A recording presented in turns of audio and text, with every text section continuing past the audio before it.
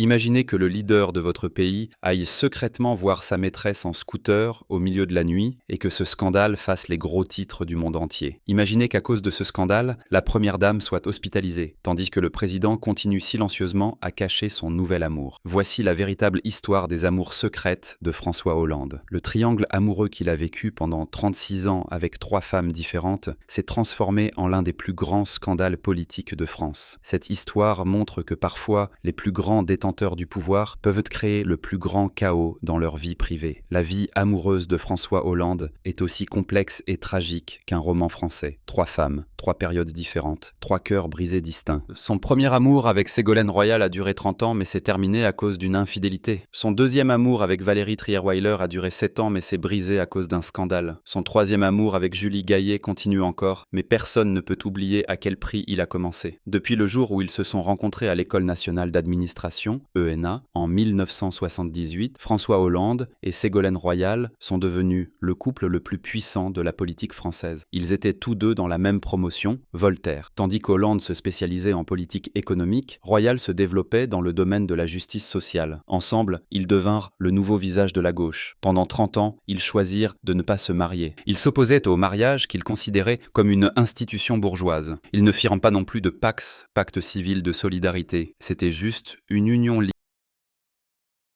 libre, liés par l'amour et des idéaux communs. Ils eurent 4 enfants, Thomas, Clémence, Julien et Flora. Ils présentaient le tableau d'une famille parfaite. En 2006, ils prirent une décision inattendue. François Hollande, en tant que secrétaire général du Parti socialiste, était en position de pouvoir se porter candidat à la présidence, mais il se retira de manière inattendue. La raison fut choquante. Il voulait permettre à Ségolène d'être candidate. Beaucoup pensèrent qu'il y avait une raison cachée derrière cette décision, et ils avaient raison, car François Hollande menait une double vie depuis le début des années 2000. Il avait une relation secrète avec Valérie Trierweiler, journaliste travaillant au magazine Paris Match. Ségolène ne le savait pas, mais elle le ressentait. La tension avait augmenté à la maison, la chaleur avait diminué. Peut-être que sa candidature à la présidence était pour elle une fuite, une méthode de vengeance. En mai 2007, Ségolène Royal fut battue au second tour par Nicolas Sarkozy. En juin de la même année, le monde s'effondra. 2 mois après la défaite électorale, Ségolène Royal fit une déclaration qui choqua toute la France. J'ai demandé à François Hollande de quitter notre maison, de vivre son histoire d'amour. Cette histoire se répand maintenant dans les livres et les journaux. Je leur souhaite d'être heureux. Cette déclaration eut l'effet d'un tremblement de terre dans la politique française. Une relation de 30 ans s'était ainsi terminée. Ségolène parlera plus tard de la violence de la trahison, du désastre de la bigamie et des souffrances encaissées sans broncher. François lui avait imposé une situation de bigamie, dira-t-elle des années plus tard. Il était partagé entre 2 femmes, mentant aux 2. François Hollande officialisa sa relation avec Valérie Trierweiler 3 ans plus tard, en 2010. Valérie avait 45 ans, elle avait 2 enfants et était une journaliste accomplie. Elle faisait du journalisme politique à Paris Match, le même magazine qui révélerait des années plus tard la famille secrète de François Mitterrand et le scandale amoureux de Cécilia Sarkozy. En mai 2012, François Hollande fut élu président. Le soir de la victoire, place de la Bastille, Ségolène et Valérie étaient toutes 2 sur scène.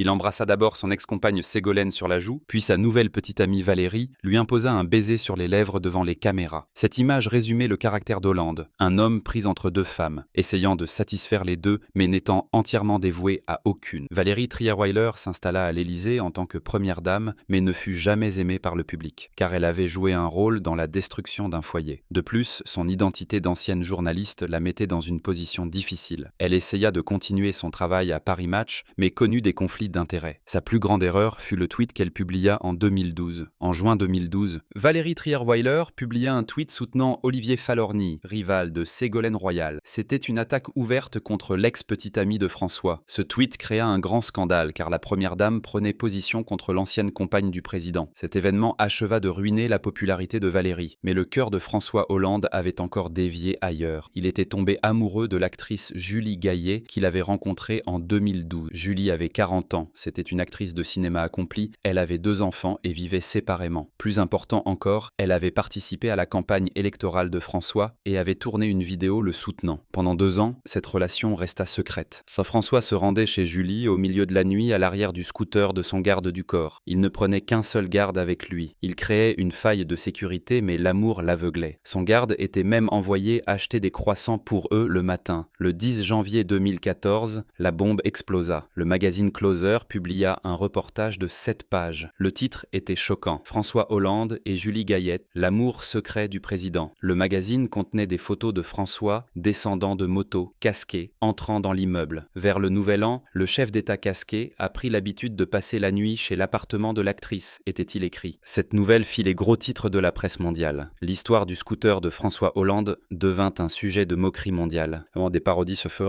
faites sur Twitter, des jeux en ligne sortirent.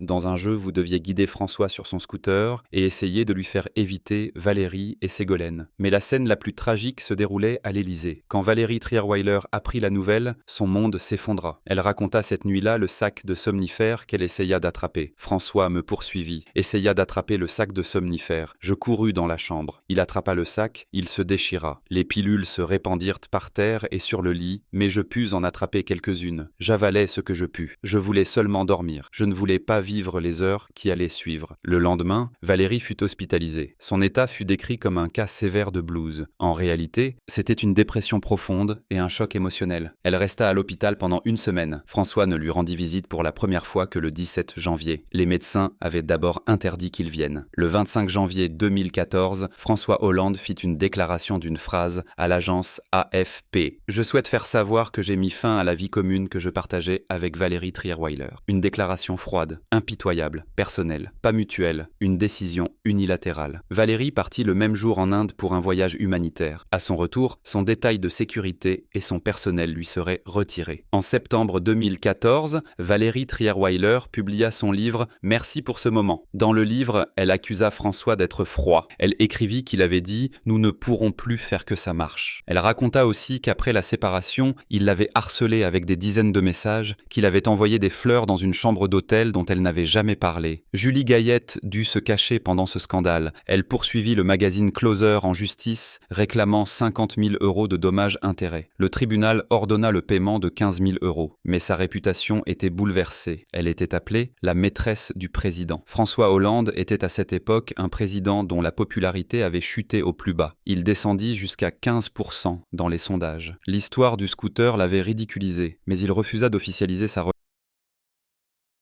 relation avec Julie. Julie ne fut jamais vue à ses côtés lors d'événements officiels. Les visites secrètes continuèrent. Curieusement, pendant cette période, François nomma Ségolène Royal au gouvernement comme ministre de l'Environnement. Il rappela son ex-petite amie et mère de ses 4 enfants. La plus grande peur de Valérie s'était réalisée. Les médias commencèrent à écrire « vice-présidente » pour Ségolène. Le duo travaillait à nouveau ensemble, leur harmonie passée était revenue. En mai 2017, la présidence de François Hollande prit fin. Il avait battu des records de popularité, devenant le président le moins aimé de l'histoire de France. Emmanuel Macron s'était opposé à lui, avait créé son propre mouvement et avait été élu à sa place. François était maintenant un citoyen ordinaire. Sa relation avec Julie Gaillet se normalisa progressivement. Ils commencèrent à apparaître ensemble. En 2019, ils vivaient ensemble dans la maison de François à Tulle. Ils pouvaient enfin goûter à la liberté. Leur amour n'était plus secret. Le 4 juin 2022, François Hollande et Julie Gaillet se marièrent à Tulle. Une cérémonie de mariage tranquille. Après 8 ans, ils devinrent officiellement mari et femme, mais les traces du passé demeuraient encore. Julie dit dans ses interviews « Au début, j'ai beaucoup souffert. J'étais dans un état lamentable. Aujourd'hui, François Hollande a 70 ans. Julie Gaillet, 52 ans. Ils mènent une vie paisible dans leur maison en Corrèze. Mais l'ombre du passé plane encore sur eux, car cette histoire d'amour a eu des conséquences très lourdes. Ségolène Royal dit encore qu'elle a été forcée à la bigamie. « Plus jamais je n'accepterai d'être traitée comme je l'ai été en 2007. » dit-elle. À 71 ans, elle vit célibataire, retirée de la politique. Ses 4 enfants sont des adultes, avec des carrières réussies. Valérie Trierweiler a essayé de faire carrière dans les médias alternatifs, mais n'a jamais retrouvé son ancienne popularité. Son livre s'est bien vendu, mais elle a perdu sa respectabilité sociale. L'image de la femme qui est tombée de première dame à maîtresse lui est restée. Julie Gaillet essaie de poursuivre sa carrière, mais l'identité d'épouse du président passe au premier plan. Sa carrière d'actrice a été été interrompue. Elle fait maintenant de la production en coulisses. Ses enfants vivent avec leur père Santiago Amigorena. L'histoire d'amour de François Hollande montre que la vie privée et la vie publique ne peuvent être séparées, surtout pour les personnes en position de pouvoir. Chaque décision amoureuse a eu des conséquences politiques. Chaque infidélité s'est transformée non seulement en scandale personnel, mais aussi social. Dans la tradition française, il est normal que les présidents aient des maîtresses. La famille secrète de Mitterrand, les affaires de Chirac, les mariages de Sarkozy. Mais l'histoire d'Hollande était différente, car elle se déroulait à l'ère des réseaux sociaux. Chaque détail se répandait instantanément. Chaque scandale devenait une nouvelle mondiale. Au final, François Hollande a fait souffrir les 3 femmes. Il a fait s'effondrer les rêves de 30 ans de Ségolène. Il a hospitalisé Valérie, ruiné sa carrière prestigieuse. Il a aussi fait vivre Julie comme une maîtresse secrète pendant des années. Les 3 femmes ont été victimes de sa soif de pouvoir et de son immaturité émotionnelle. Cette histoire montre que parfois, les hommes les plus puissants sont les plus faibles dans leur vie privée. Hollande pouvait diriger le pays, mais ne pouvait pas diriger son cœur. Il pouvait être net dans les décisions politiques, mais patauger dans les décisions émotionnelles. Au final, il créa un cycle d'amour où tout le monde a souffert.